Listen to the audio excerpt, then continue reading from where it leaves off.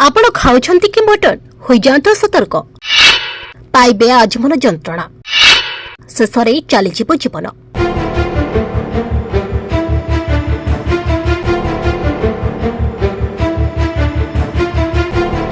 Mutton खाइबा को काहाको भल न लागे किंतु अधिक मटन खाइबा स्वास्थ्य पाई भल नुहे।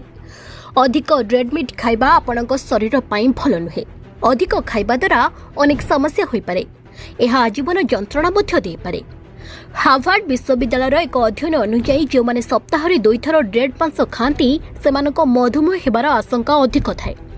अध्ययन जना पड़ी जे एहिपरि लोकंकर टाइप 2 डायबिटीज हेबार आशंका अधिक थाए।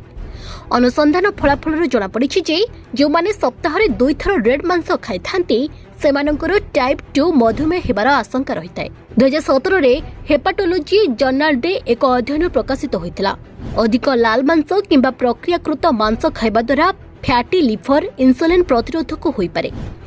अमेरिकीय जर्नल ऑफ क्लिनिकल न्यूट्रिशन रे प्रकाशित एही नूतन अध्ययन हार्वर्ड टीएस टान स्कूल ऑफ पब्लिक हेल्थ रो अनुसंधानकारी द्वारा होई जाय।